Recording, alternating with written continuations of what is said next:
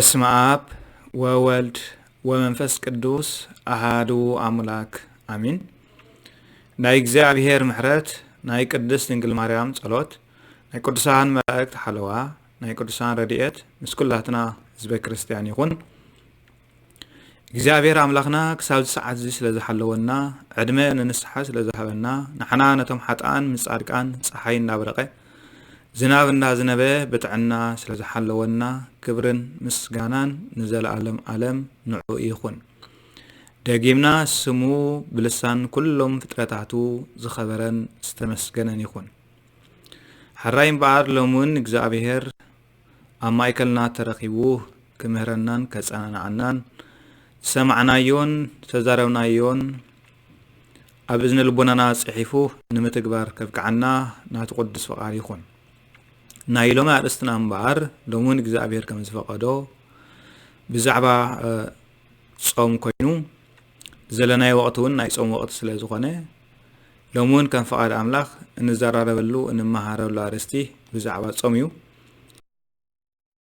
ጾም ኣዝዩ ሰፊሕ ኣርእስቲ እዩ፣ ንስሓ እውን ኣዝዩ ሰፊሕ ኣርእስቲ እዩ። እንተኾነ ግና ናይ ሎሚ መዓንቲ ኣርእስትና ሕፅር ዝበለ ብዛዕባ ጾምን ንስሓን ክርኢ ከም ፈቃድ ኣምላኽ። ብርሃን ዓለም ቅዱስ ጳውሎስ ኣብ እምነት እንተሊኹም ርእስኹም መርምሩ ካልኣይ ቆሮንጦስ ምዕራፍ 13:5 ከም ዝበለ ኣብ ጾም ዘሎ ሰብ ከዓ ዝፈጸሙ ሓጢኣት ኣብ ቅድሚ ዓይኑ ኣብ ውሽጢ ሕልንኡ ኣቂሙ ልክዕ ከምቲ ኣብ መስትያት ንገጹ ዝርኢ ሰብ ሓደ ብሓደ ንኽንስሓሉ ሓይሊ ይረክብ። እግዚአብሔር ኣምላኽ ብልዑለ ቃል ኢሳያስ ኣቢሉ ዝተዛረበ ቃል እውን ነዚ ዘረዳእና። እስራኤላውያን ኣብ ክንዲ ዝቐደመ በደሎም ዝናዘዙ መሊሶም እንዳጾሙ ሓጢኣት ኣብ ልዕሊ ሓጢኣት ይፍጽሙ ነይሮም። ከምዚ ኢልካ ዝጽውዖም ጾም ኣብ ቅድሚ ኣምላኽ ፈጺሙ ዓስቢ ዘውህብ ዘይምዃኑ ከዓ እግዚአብሔር ንነቢ ኢሳያስ ኣተንሲኡ ገሰጾም። ኣምላኽ ዝቕበሎ ጾም ከዓ ሰብካ በደሉ እንተተመልሰ ምዃኑ ነጊርዎም እዩ። እዚ ንዓና ዓብ ትምህርቲ እዩ። ቃሉ ከዓ ከምዚ ይብል ትንቢት ኢሳያስ ምዕራፍ 58 ካብ ፍቕዲ 1 ክሳብ ፍቕዲ 12 ሓቀኛ ጾም እግዚአብሔር ከምዚ ይብል ኣሎ፣ ኣፍካ መልኢካ ጨድር ኣይተቋረጽ፣ ድምፅኻ ከም መለኸት ዓዋብል። ንህዝበይ ኣበስኦም ንቤት እስራኤል ድማ ሓጢኣቶም ንገሮም። ንሳቶም ብመገደይ ክመላለሱ ከም ዝፈተዉ ብመዓልቲ መዓልቲ የምልኹኒ። ከምቲ ጽድቂ ዝገብርን ሕጊ ኣምላኹ ዘይሓድግን ህዝብስ ቁኑዕ ሕጊ ካባይ ይደልዩ ፈትዮም ዘምልኹኒ ከዓ ይመስሉ። እቶም ህዝቢ እግዚአብሔር ዘይርኤና እንተደኣ ኮይኑስ ስለምንታይ ይጾምና? ንሱ ግድና ዘይገብር እንተደኣ ኮይኑስ ስለምንታይ ነፍስና ኣሕሳእና እናበሉ ይሓቱ ኣለዉ። እግዚአብሔር ከዓ ከምዚ ይብሎም ኣሎ፣ እነሆ ብመዓልቲ ጾምኩምሲ ተግባርኩም ኢኹም እትገብሩ፣ ንግዛኣትኩም ድማ ትገፍዕዎም ኣለኹም። ክትጾሙ ከለኹም ትበኣሱን ትከራኸሩን ብሕሱም ጉስጢ ትዋቕዑን ኣለኹም። ጸሎትኩም ኣብ ላዕሊ ከም ዝስማዕ ጌርኩም ሎሚ ኣይትጾሙን ኢኹም ዘለኹም። እቲ ኣነ ዝፈትዎ ጾምን እታ ሰብ ንነፍሱ ዘሕስኣላ መዓልትን ከምዚ ዝመሰለ ድዩ?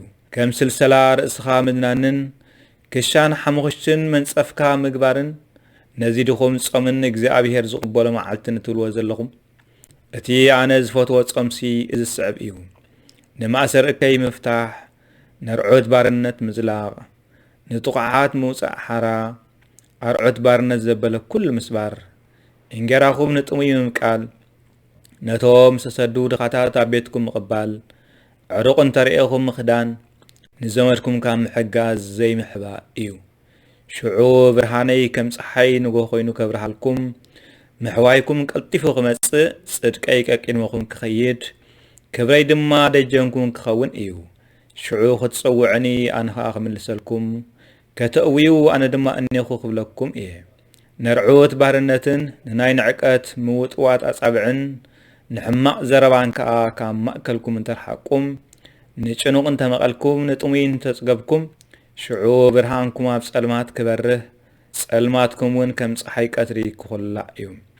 ኣነ ንኹሉ ግዜ ክመርሓኩም፣ ብጽቡቕ ነገር ከጽግበኩም፣ ጥዕናን ሓይልን ክህበኩም እየ።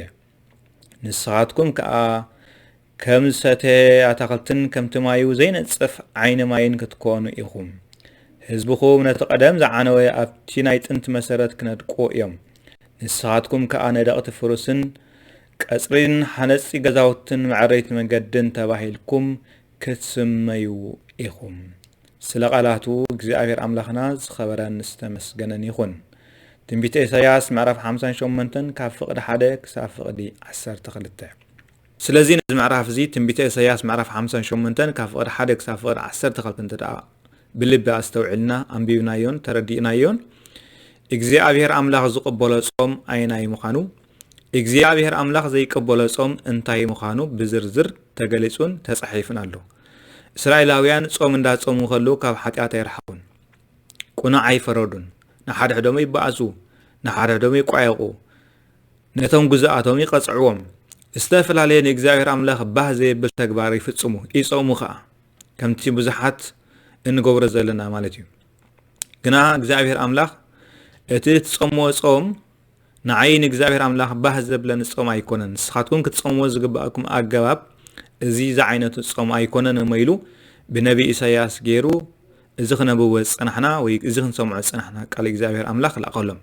ስለዚ ንሕና እውን ጾም ክንጾም ከለና ምስ ሓጢኣትና ምስ ርክሰትና ምስ ክፍኣትና ምስ ንእግዚአብሔር አምላኽ ዘቐይም ተግባራትና ዘይኮነስ ኩሉ ሓጢኣት ዘበለ ኩሉ ርክሰት ዘበለ ገዲፍና ሓጢኣትና ተናዚዝና በደልና ተናዚዝና ቁልዕ ልብን ንጹሕ ሕልናን ሒዝና ምስእ ንቐርብ ካብ እግዚአብሔር አምላኽ በረኸት ካብ እግዚአብሔር አምላኽ ምሕረት ካብ እግዚአብሔር አምላኽ ጸጋ ካብ እግዚአብሔር አምላኽ መንፈሳዊ ኃይልን ብርታዕን ክረክብ ናይ እግዚአብሔር አምላኽ ቃል እዩ።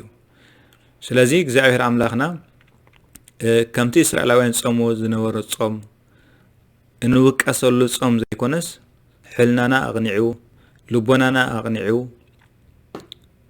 ኃይልን ጥበብን ጸጋን ዓዲሉ ንዕኡ ዘስምር ኣብ ቅድሙ ሞገስ ዘውህብ ንእግዚአብሔር አምላኽና ባህ ዘብል ጾም ክንጸውም ናቱ ቅዱስ ፈቃድ ይኹን።